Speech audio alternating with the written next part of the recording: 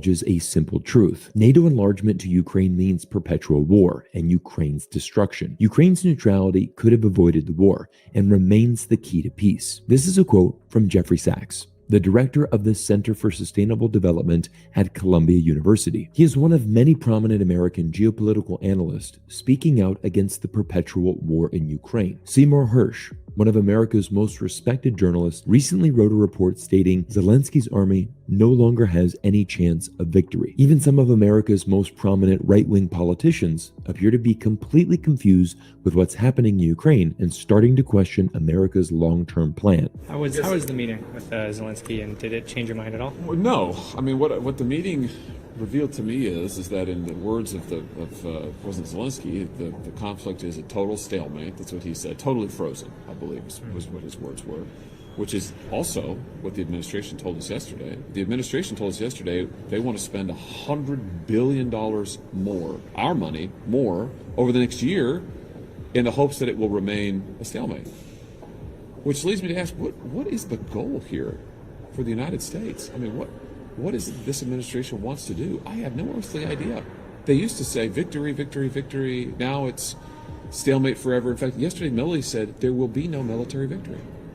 Okay, well, so what are we doing? I have no idea. In today's episode, I welcome to the studio Scott Ritter. He is a former United Nations weapon inspector and U.S. Marine Corps intelligence officer. In today's conversation, we break down the long and complicated history of Russia and Ukraine, explain why a neutral Ukraine remains the key to peace, and answer the question, will this be America's next forever war? Today's episode is a must-watch for anyone wanting to understand the truth behind the Ukraine conflict. Let's begin. So everyone, I want to welcome into the studio Scott Ritter. Scott, you have been a very prominent voice here in the war on Ukraine. Obviously, your background is very extensive. Obviously, a former United Nations weapons inspector. You've also been a United States Marine Corps intelligence officer. Scott, thank you for joining our show today. Thanks for having me. I'm really trying to understand a little bit more about this because I think a lot of people, certainly the narrative here in the West is that, this conflict began in early 2022, right? That's what, that's where I think the narrative is that this is, an illegal invasion, and certainly that, Putin is not right in what he has done. But I think a lot of people don't realize the history and the context behind that. So can you briefly just kind of, I think most experts on this situation will agree that it really started back in 2014. This is not a 18-month war that we're seeing here. It's something more closer to a decade-long war. Right. I mean, in 2014 would be a logical place to start. That's, of course, it goes back to the February coup that took place in Kiev that swept aside Viktor Yanukovych, the Russia-leaning president of Ukraine, and put in place ultra-nationalists who were hell-bent on purging Russia from Ukraine and creating the conditions that would allow Ukraine to join NATO. But that's not where this war began, because that is simply the manifestation of a policy set. Let's just back it up a little bit further. 2008, William Burns, then the U.S. ambassador to Russia, in early 2008, wrote a memorandum called "Niet means niet," no means no. He basically said that Ukraine inviting NATO in is a red line. And if NATO invites Ukraine in, the inevitable consequence will be a Russian military intervention in Ukraine. This is a U.S. ambassador, an expert, given his expert advice to the U.S. government. In November of 2008, we invite Ukraine to join. Now, let's just put this in perspective. You received a memorandum from the ambassador who says, if you do this, war is the ultimate consequence, and you do it anyways, which means you want war. You're looking for that conflict. So 2014 isn't a trigger. It's 2008, but even then, that's not it. We got to back up even more. Now let's go all the way back to 1945. In 1945, World War II ends. Nazi Germany is defeated. There was an organization that ran intelligence on the Eastern Front, headed by a general named Gehlen. Gehlen, a Nazi, by the way, whose forces committed horrific crimes, should have been arrested, found guilty, and hung with the rest of the war criminals. But instead, because he was running a network of stay-behind agents, the largest number of which belonged to an organization called the Organization for Ukrainian Nationalism, headed by a guy named Stepan Bandera. So Bandera has been fighting with the Nazis from day one. In fact, if you go back to July of 1941, when German troops rolled into Lvov, the city of Lvov, today it's in Western Ukraine, it was the Banderas that went in there and massacred thousands of Jews that day. It was Banderas that pulled the trigger at Babi Yar, killing tens of thousands of Jews. It was the Banderas that slaughtered 110,000 Poles in 1943, 1944 to create the conditions for a genetically pure Ukrainian homeland. And they slaughtered hundreds of thousands of Russians as well. They view themselves, the Western Ukrainians, as Aryans, supermen, just like the Germans, just like the Nazis, who they were fighting for. On the side of. And even though the Red Army came in and pushed the Germans out, about 150,000 Banderas fled with the Germans, tells you who they're linked to, but about 200,000 stayed behind, loyalists. About 30,000 of those were fighters, and they're carrying out a resistance, and that resistance is being controlled by the Germans, but when the war ends, the Gehlen organization is taken over by the OSS, the Organization for our Office of Strategic Studies, which morphed in 1947 to the CIA. Right. So the CIA is running Gehlen, who's running Banderas, to carry out a covert war against the Soviet Union in Ukraine and Poland, using the Banderas to do this. And this is a very bloody conflict from 1945 to 1954. In the area of 200,000 people died, including 40,000 Russian soldiers. Now, remember, in Vietnam, it took us a decade to lose 58,000 guys. So in 8 years, the Soviets lost 40,000 guys. It tells you this isn't just simple, bandits running around with guns shooting people. This is a war, straight up fight, a firefight, a lot of dead. But the Soviets prevail. Now, what happened is about 150, 200,000 of these Banderas were captured and sent to the Gulag. The others fled to Germany and to diaspora in the United States, Canada, Great Britain. In diaspora, the CIA continues to fund these people. They fund them to carry out propaganda inside Ukraine. Now, in 1956, Khrushchev released the Banderas out of the Gulag, and they returned to Ukraine, where with the CIA money, they begin to infiltrate into Ukrainian society, working their way up the ranks till 2014.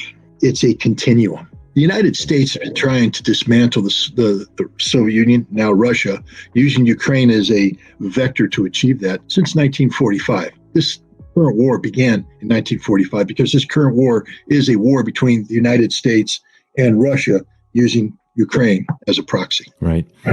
That's a fascinating insight. I had no idea about going back to 1945 and all the history behind that. So thank you for providing me and the viewers here today about these insights and how complicated the situation is. I want to just kind of ask you a question that I think would be a very popular question here asked in the United States. For example, I think many people are saying if Vladimir Putin were to simply just withdraw his troops, if he just withdrew, that would be the easiest way to end this conflict. Why is that, from Russia's perspective, are they substantially winning this war? Because what I'm trying to understand is, here in the United States, there's a gray area of war, right? It's always very difficult to get the truth of what's happening on the ground.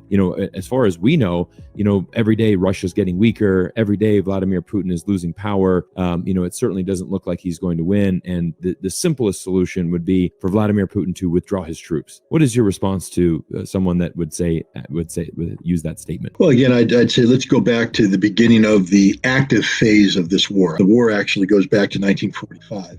Right. At least the intent to get rid of Vladimir Putin, because this is about regime change, straight up. This war is about getting rid of Vladimir Putin, which right off the bat, discerning listeners should go, if the war is about getting rid of Vladimir Putin, why would Putin give up short of victory? Wouldn't that be mean that he's empowering them to get rid of him? You're right, because this is an existential war. Vladimir Putin and Russia's never going to give up. 2014 comes along. Prior to that, we go back up a little bit further. I think in 2005, Vladimir Putin gave a speech.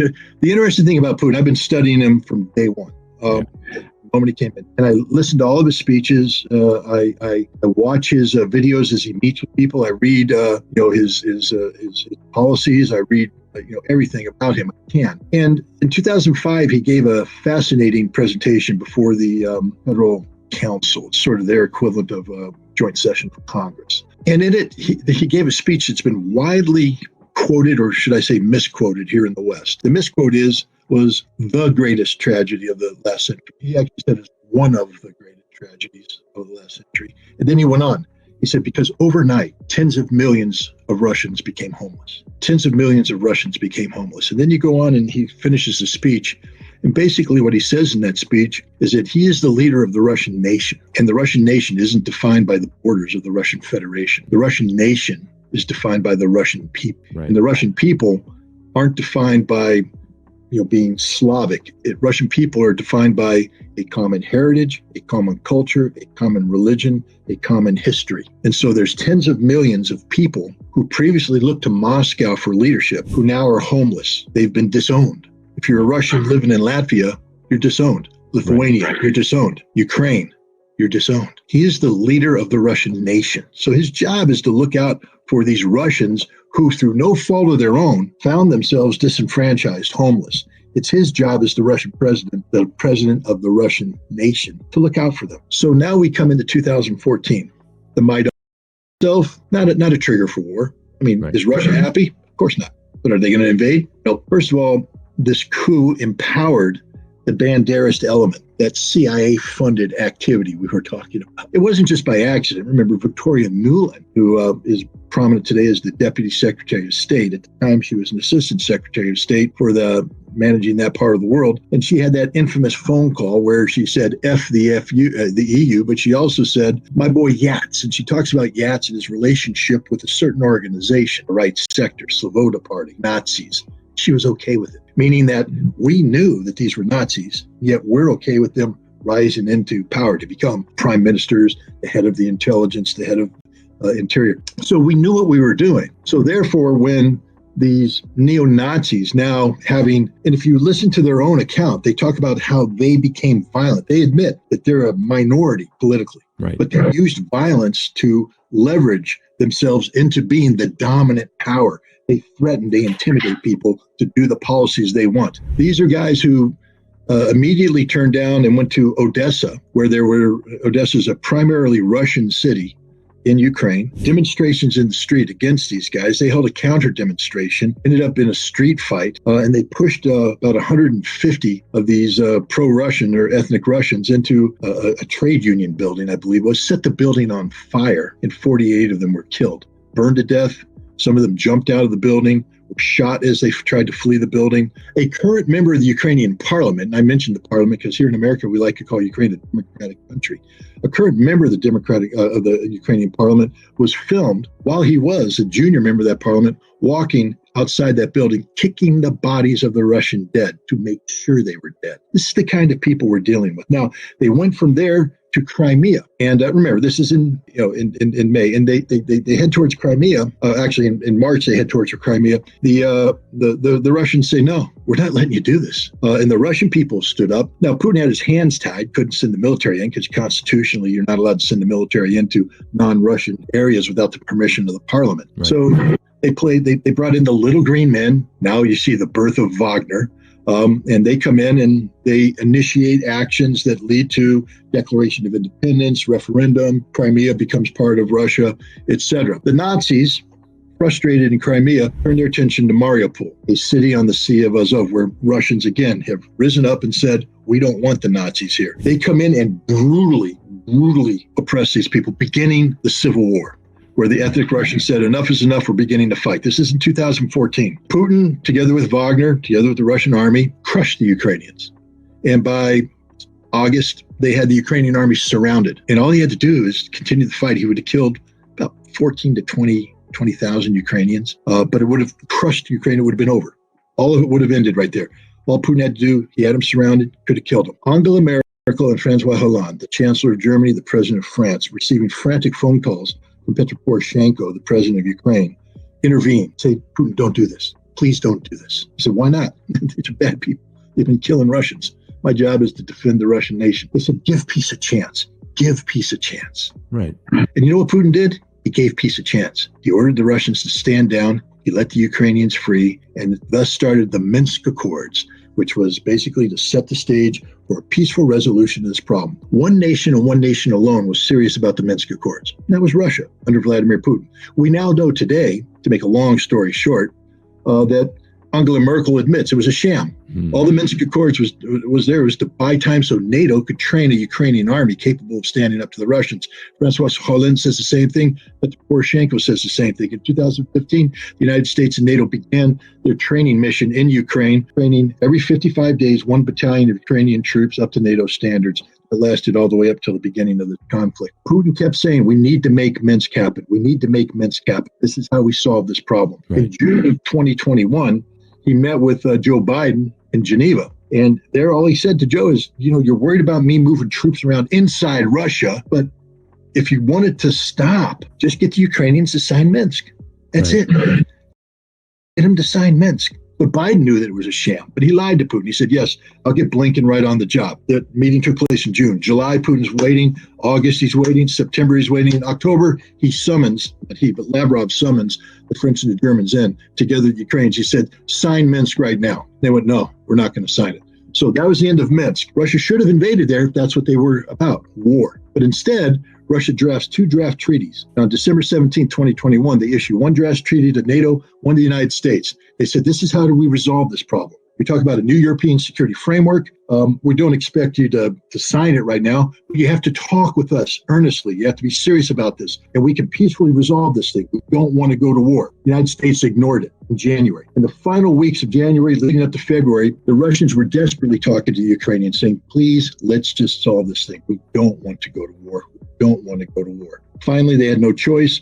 February 24th, because the Ukrainians were building up a military force ready to strike into the Donbass. Remember that military force that Angela Merkel said we have to buy time to build so they can do this? Well, it was built, and they were ready to rock. So the Russians preempted it. Article 51, collective self-defense, preemptive self-defense. It's lawful under thing. You have an imminent threat, you respond to it. The Russian goal wasn't just to stop the imminent attack. It was to get the Ukrainians back to the negotiating table. They never wanted to defeat the Ukrainian army or to occupy Kiev. All they wanted to do is pressure the Ukrainians to go to the negotiating table.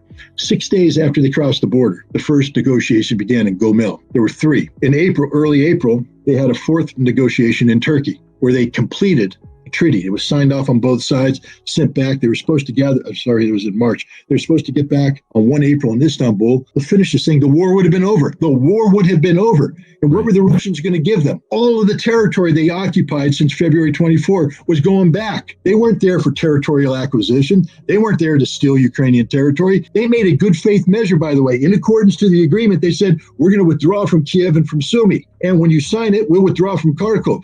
We'll withdraw from Kherson, we'll withdraw from Zaporizhia. Donetsk, or the Donbass, Donetsk and Lugansk, will become independent. They declared it's not our business. We can't undo that. What we want is international people to come in and see a referendum about what they want to be. Independent, with Russia, with Ukraine, let them decide. A fantastic agreement. And Ukraine walked away from it. So anybody who sits there and says, well, Russia got their butts kicked, you have no clue what Russia was trying to do in the first phase of the conflict. It wasn't to conquer Kiev. So failure to conquer Kiev does not indicate anything other than that wasn't Russia's objective. Russia's objective was to get Ukraine to the negotiating table, to bring an early end to this conflict, and Russia won. It was only when NATO told Ukraine not to continue that Russia had to move on to phase 2. They didn't want to do phase 2. They never intended to do phase 2. That's their mistake, is that they put all their eggs in one basket. And then when that didn't happen, they had to move on to a phase now, which put them in a quandary, because you started this conflict around 220,000 troops. You suffered some casualties. You probably suffered,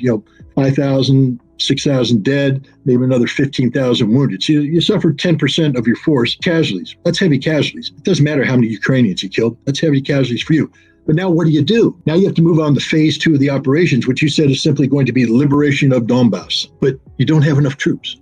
But you can't mobilize because everybody's put sanctions on you. Right. And you don't know which direction your economy is going at that point in time. Putin admitted, he said, people were telling me 25% contraction. If I had 25% contraction, then I add additional shock by mobilizing people. We could create domestic unrest, which is what the West was hoping for.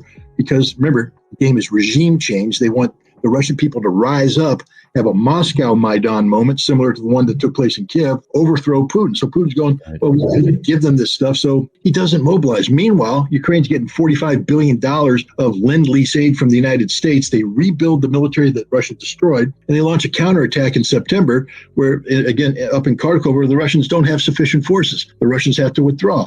They have to leave the right bank of Kherson. They consolidate the defensive line. And now Putin is able to turn to the Russian people and say, we're partially mobilizing 300,000. But in addition to that 300,000, he got 300,000 volunteers that came in too. Nobody's talking about them. And in addition to that, they went through a couple iterations of standard conscription, where of the 120,000 guys they brought in, about 60,000 of them signed contracts. That's 120,000. So basically that's 720,000 men. In addition to the 200,000 he has, you're just under 1 million men dedicated to this conflict. That's the army that Russia has built up. Meanwhile, Ukraine has lost 80% of their 246,000 they started with. They got an additional 80,000 mobilized. They lost 90% of those. We just mobilized another 80, 90,000. They lost 71,000, 80,000 of those, and they got nothing left. So again, we come to the point, why would Russia stop? Russia has everything going for it. Russia's winning this war. Russia's not losing this war. They're not running out of ammunition. Their defense industry is chugging along, running 3-4 ships. They're producing more missiles, more ammunition, more helicopters, more tanks. Meanwhile, in the West, we can't produce enough ammunition to supply the Ukrainians. Right. We can't produce anything. We're giving them old tanks. Right. Again, I come back to why would Russia stop this conflict? What's in it for Russia? Yes. Yeah, Scott, I want to go back to, so this is some fascinating insights, and that's why I want to bring you on the show, because you have a tremendous amount of knowledge and I know expertise. Obviously, you've studied this extensively, and that's why, your opinion matters in here, and I really appreciate your expert analysis. Let me just go back and ask one question. For example, when Russia was trying to bring this treaty to the table, what was the actual deal? Like, for example, if this war could have ended, you said maybe April 1st, this would have been last year, April 1st, 2022, this conflict could have ended very quickly. I mean, we're talking weeks into this new conflict. It could have ended. What was the actual deal? Was it just that Russia would take over the Donbass region, everything else would go back to Ukraine? Or what can you explain that? Like, what was Russia's proposal, and why did Ukraine reject that? Well, Russia's proposal was we start off with the fundamental that Ukraine will not join NATO. Right. Okay. Just isn't going to happen. Right. In exchange, Russia said, we'll withdraw from all territories. Zaporizhia, Zaporizhia, Kherson, those two oblasts they took to create the land bridge between Crimea, give it back to Ukraine. The Donbass problem is they declared independence. Russia recognized that independence. Russia can't undo that. You can't unring the bell. That's sovereignty. Right. So Russia said, with the Donbass, we'll withdraw our troops from the Donbass. We'll make it a demilitarized zone, but they have to be able, under the course of United Nations principles of self-determination, there will have to be a referendum. Right. It'll be monitored by the West. All the Ukrainian citizens who fled come back. Everybody votes, and we'll let them decide what they want to do. Right. Hands off, their problem. The other territories that we took, Kharkov, Sumy, Kiev, all back to you. We leave all Ukrainian territories. You can't join NATO, but we're willing to work with you on creating security guarantees. Right. With Turkey, with the European Union, with us, the United States, whatever. It's just not going to be NATO. You're not going to be a member of NATO. Right. But you have security guarantees, etc. And there it is. And 400,000 Ukrainian men would be alive today. 20 million Ukrainians wouldn't be homeless. Wow. Imagine if the Ukrainians had taken that. Now, they were pressured by NATO not to take it, but it wasn't a bad deal. Oh, the other thing about the deal, too, is it said, well, Crimea will always be Russian. We recognize Ukraine's historical connectivity to it, and we're willing to work with the Ukrainians to come up with something where Ukrainian interests are protected in Crimea and that Ukraine has a say. Meaning that, while we govern, we're going to invite you in and let you help the Ukrainians here, let there be Ukrainian culture. I mean, I have to be honest, when I saw it, it sounded almost like a surrender document with the Russians surrendering. Right. But what it proves is that the Russians were never out to get, an ounce of flesh from the Ukrainians. They just wanted that Ukraine not join NATO. They really didn't want Ukraine into NATO. And that obviously is how this entire thing really started. I mean, we, for example, two very prominent voices: Jeffrey Sachs, a professor from University of Columbia, obviously John Mearsheimer from University of Chicago, two very outspoken experts who have also said the same thing. I want to read something from a recent article from Jeffrey Sachs. He writes, "The Ukraine war will end when the U.S. acknowledges a simple truth. NATO enlargement to Ukraine means perpetual war and Ukraine's destruction. Ukraine's neutrality could have avoided the war and remains the key to peace. The deeper truth is that the European security depends on a collective security as called for by the Organization for Security and Cooperation in Europe, that is the OSCE, and not a one-sided NATO demands." So that's certainly what Jeffrey Sachs believes, right? Is that the key to the end of this conflict would be Ukraine neutrality. And I know that John Mearsheimer had given a very famous speech back in 2015 predicting exactly this, is that if we continue to push NATO and we want Ukraine to be part of NATO, it will eventually end in Ukraine getting wrecked, which of course he was very correct in that presumption. Now, recently, John Mearsheimer has said that he believes that the end of this conflict is a potential of like a demilitarized zone, something very similar to North and South Korea, a DMZ zone set up where, there can eventually be a potential ceasefire of some sort, and that, a new territory will be drawn. What are your thoughts on that? I mean, comparing kind of Jeffrey Sachs' analysis and John Mearsheimer's, you have pointed out very clearly that, it's obviously very clear Putin is not going to withdraw. I mean, there's no, when you've gone this far, it doesn't make sense for him to do that in his perspective. I mean, he's not going to withdraw at any time. How do we get to the end of this? That's where I'm really going with this. What is the most logical conclusion to this war, given kind of Jeffrey Sachs, Mearsheimer's thoughts? What are your thoughts, Scott? Your expert opinion. Well, first of all, let's start by saying it's not Putin is never going to withdraw. Russia's never going to withdraw. Right. We have to stop talking about Putin. He's the president, and he, of course, is the executive, and this is Russia we're talking about. It's so much more than one person. Okay. And the reason why I bring that up is Putin can't withdraw. I'll just tell you right now, legally he can't, because Kherson, Zaporizhia, Donetsk, and Lugansk, the 4 territories, are now part of Russia constitutionally. The Russian parliament, the Duma, has spoken. The Federal Council has spoken. Russia has spoken. Putin doesn't have the authority to go, let's withdraw. Can't do it. So any notion of Russian withdrawal from the territories is just absurd in the extreme. It just isn't going to happen. That's the price Ukraine paid for listening to NATO back in April or March of 2022. Shouldn't have done it. Fatal mistake. Frozen conflict, DMZ. Again, what does a DMZ mean? Now, from the Russian perspective, there will be a demilitarized zone of some sort. There's no doubt about it. But it's not going to be the DMZ of two sides that have boxed each other into exhaustion, where they both sit there and say, we need this to stop. No, it ends with Russia putting a gun to Ukraine's head and saying, you will remove all your military forces that we allow you to retain, ones we haven't killed or destroyed. Because understand, demilitarization means de-NATO-fying. All this NATO equipment that's going in either gets destroyed, turned over to Russia, or leaves. None of it stays in Ukraine. That's just a statement of fact. Russia will not allow anything like that to happen. But Russia will also insist that because Ukraine has shown a criminal tendency to shell Russian civilian areas, Ukraine will never again be trusted to have any military force within striking distance of the Russian border. So there will be a demilitarized zone, meaning Ukraine can only patrol that area with police, maybe some border guards, but no military. Whatever the Ukrainian army is, it will not be allowed in that area. So there could be that kind of demilitarized. Now, the question is, where will this zone be? Right now, Vladimir Putin, the leader of Russia, has made it clear that he is content with defending Russia as it currently exists, that the war could end today if Ukraine, basically agrees to Russia's terms, which, while strict, are pretty fair. Demilitarize, get rid of all the NATO stuff, never again join NATO. You'll be permanently neutral. You're going to have to denazify, which means you're going to have to pass constitutional changes that outlaws the Banderist ideology and any political party that affiliates with the Banderists. You have to purge them from society. You have to arrest the war criminals, turn them over for tribunal. There will be a demilitarized zone. Like I said, you'll be out of striking range. Whatever system you have can't be, if it can be fired at maximum range, that maximum range can't allow it to hit 1 inch of Russian territory. That could end today. Now, if they want to continue the fight, then they run the following risk, that Russia will take the city of Kharkov, that Russia will, which is a primarily Russian city, that Russia could take the city of Dnipropetrovsk, primarily Russian city, working down. Mykolaiv could fall to Russia, then Odessa.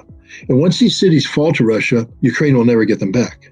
And so now the demilitarized zone is, threatens to push Ukraine into this tiny little bubble of non-existence. And that's the risk here for Ukraine to continue this fight. Because let me just make it clear, Russia will not quit this fight, but Russia wins.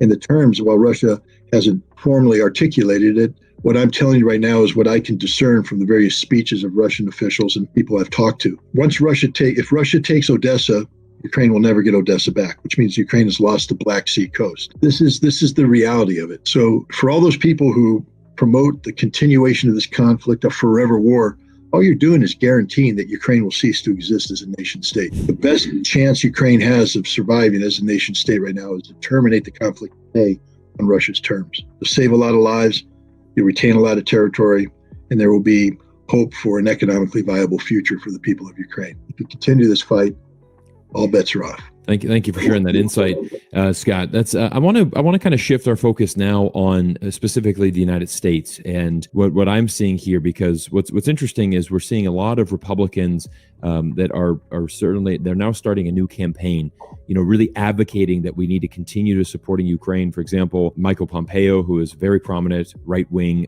politician, has said the best thing that the United States can do is continue to arm Ukraine and basically go for that regime change, right? We need to destroy Putin. We need to destroy Russia. We need to, they're public enemy number one. We need to take them down. I want to play a 30-second video clip because this is what has aired here in American television. I think it's quite an interesting thing. I'd like to get your expert analysis on this. When America arms Ukraine, we get a lot for a little.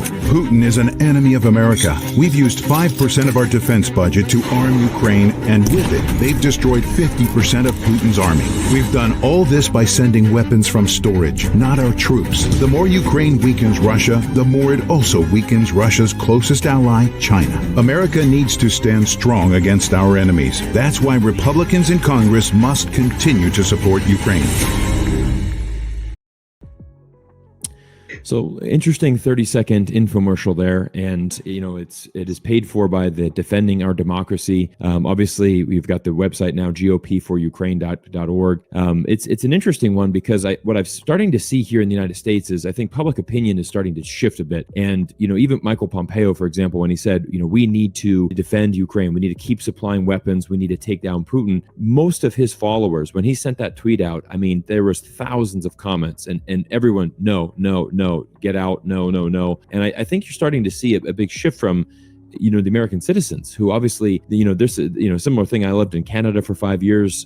Justin Trudeau just sent another $630 million from Canada. And I've seen that in both sides, Canadians, Americans thinking, hey, what about American people? What about Canadian people? Why not take care of our people first? And I think there's, that's why there needs to be this infomercial, to kind of say, hey, let's rally the troops. First question, is that accurate that, we've used 5% of our military budget to now reduce, to basically destroy 50% of Russia's army? Is that an accurate figure? Well, I'm just a simple Marine, and we've never been known for our mathematical skills. I think our last military budget was around 800 billion, plus or take, minus a couple billion here and there. Let's call it 800 billion, just for round figures. We've admitted to sending $113 billion worth of aid to Ukraine. Now, again, I'm just a simple Marine, but let's just round that down to 100. Let's just get rid of 13 and just call it 100. Now, they said 5%. 5% of 800 is, 10% of 800 would be 80. Again, that's just simple Marine math, but I think it works out that way. So 5% would be half of that. Again, simple Marine math. That would be 40. Now, I just rounded down 113 to 100 billion. But again, the simple Marine in me tells me that 100 is bigger than 40. So right off the bat, that very first number these idiots put out there is wrong, which tells you they're lying because they know it's wrong. They're spinning. So now we come to, they destroyed 50% of the Russian military. Wow. Okay, Russia started this conflict with an army of 900,000 men. They had about 200,000 of them deployed, plus or minus 10, 20,000 deployed into the special military operation theater. Well, let's say Russia suffered 100% casualties. Now, we know they didn't because there's still Russians there. Let's say they suffered 100% casualties, 200,000. Again, simple Marine, 900,000. 50% would be 450,000. So again, the numbers are wrong. But now Russia's expanded their military to 1.5. That's just their overall military. It doesn't include the special, recruitment that's been done for the special military operation. 300,000 mobilized reservists, 300,000 volunteers, 90,000 contract soldiers, responsible people. I'm not talking about the propagandists. Responsible people would probably put the Russian casualty rate today at around 50,000 dead, and maybe another 150,000 wounded. That would be 200,000 casualties total. But I just told you that it's no longer that 200,000 army that we're talking about, that they have 300, 120 plus 200 more. It's close to 1 million guys. At the best, you could say 20% of the deployed forces less than, if we bring it up to the total number, we're talking less than 10% casualties. That's dead and wounded. Now that's a lot. I'm not pretending it's not a lot. It's significant casualties, but 50% of the Russian army is what they said. It's a lie, a straight up lie. Now, what's interesting when you start looking at what people do, they tend to mirror image, meaning the problems they have, they rather than admitting they have a problem, they project it on the enemy. So I'm thinking that these guys know that the Ukrainians, on the other hand, have suffered 400,000 dead, 1.2 million wounded. That's 1.6 million casualties. They're in their fourth round of mobilization, major mobilization, probably seventh or eighth round of mobilization total. They have nothing left to mobilize. That's the reality. But here's the sickest part of this. The sickest part of this ad isn't just that they get their math wrong. They go, we have no American boots on the ground. Now, we're supposed to be the friends of Ukraine, right? I mean, that's the idea that we're friends with Ukraine. Mm-hmm. And yet we've allowed the Ukrainians to suffer 400,000 dead, and that ain't friendship. We've allowed the Ukrainians to have over 1 million of their men lose their arms, their legs, get their brains rattled, somehow get their bodies physically deformed because of this conflict. That ain't friendship. Right. 20 million Ukrainian civilians have been kicked out of their homes, made refugees. That ain't friendship. Children, we claim family values. We're all about the kids. Education. You had the education stability, right? You got to have a stable home environment. Mom, dad, you're there, get a job. The kids come home, they have a healthy family environment. Well, how healthy is it to lose your family, lose your father, go to be a refugee status, live as a second-class citizen in a nation where they don't speak your language? How stable is that? We care about the kids. We've condemned millions of them to be the kind of kids that grow up without stability, which means they're going to be problem adults. We haven't done our friends in Ukraine a favor. We've destroyed their nation. They lost 20% of their territory. They could lose another 20% of their territory. Their infrastructure is gone. You sit here and complain about bridges. I complain about it all the time. Every time I drive around the greater capital district in upstate New York, that bridge needs repaired. That bridge needs the potholes. We talk about infrastructure. Well, that ain't nothing compared to the infrastructure damage being done to Ukraine. Is going to be done to Ukraine, continually done to Ukraine. When this war is over, Ukraine's going to have a giant headache just to get back to normal, and they're never going to get back to normal. This ad is the sickest of sick ads because it proves that the guys who made this ad are psychopaths. They're people with no moral compass, people that have no humanity in them. And if you look at this ad and you find anything attractive in this ad, you need to take a long, hard look in the mirror and decide what kind of person you are, because there's some big problems with it if you say that's a cool ad. That is a sick ad. That's the kind of ad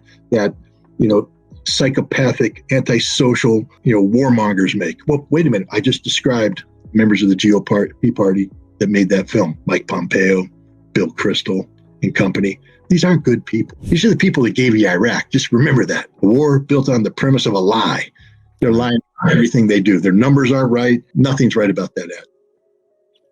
All right. Well, thank you for breaking that down. I mean, it's an interesting one because like I said, I think the sentiment here in the United States is certainly changing, where a lot of people feel, terrible for what's happening to Ukraine, but also, there's a lot of people suffering here in this country. A lot of people reaching out for support from our government and wanting to see, Americans being taken care of first, as opposed to keep sending more and more military aid over there. Scott, we're coming up to the end of our discussion here. I want to thank you again for your insights, and I want to give you a closing chance to give us a closing word here. What is do you have a timeline? Do you think of, what if I had to ask you, how do you see this conflict ending? And if you could give us some type of a timeline. I know that's pretty hard to do, but, I'd like to give you that opportunity, or just give us some closing comments on this situation.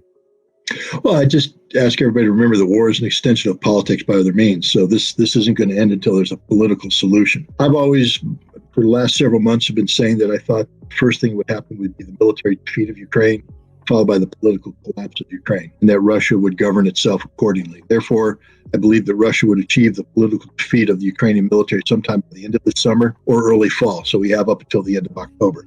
I still think that we're on that timeline, that Russia will strategically defeat the Ukrainian military. And there's a lot of people in the mass media starting to reach that objective. You mentioned Seymour Hersh's article. There's other articles like that. I think Zelensky's running into problems abroad. Poland is basically divorcing with Ukraine as we speak. Germany is starting to distance itself. We have problems here in the United States. And so if I'm the Russians and I'm looking at this, and knowing that this thing is resolved politically, it might be in the interest of Russia not to put pedal to the metal on the military side, losing tens of thousands of men that you don't want to lose, and rather just continue to gradually put the pressure on the Ukrainians, not to freeze the conflict, but to keep putting the pressure on them militarily, trying to provoke a political collapse.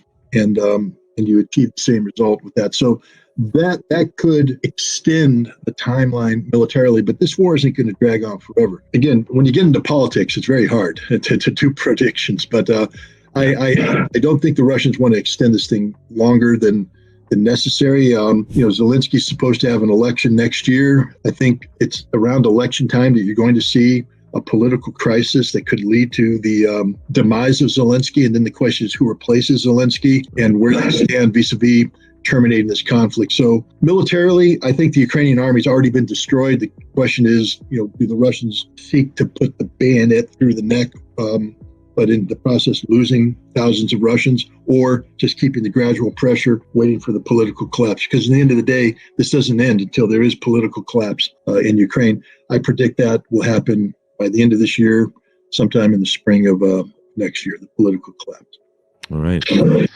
Well, very somber report there. I mean, it's really interesting because again, as we're trying to look at, war is a very complex thing to analyze, and obviously there's a very large gray area. We're trying to sort through a tremendous amount of data and news reports, but I do see things changing here in the West as far as people wanting to support this inevitably, and just always be in this next forever war. And I think that one of the big insights that I took from today's conversation is that if we could get to the bargaining table and find some type of solution, and I think I would agree with Jeffrey Sachs here that Ukraine neutrality would certainly have prevented this war, and it might be really the key to this solution, and also the key to Ukraine maintaining as much geography and actually land as possible. So I mean, obviously I think everyone feels horrible about what's happening in Ukraine. Obviously millions of lives have been disrupted, and like you said, refugees around the world. I mean, interesting insight.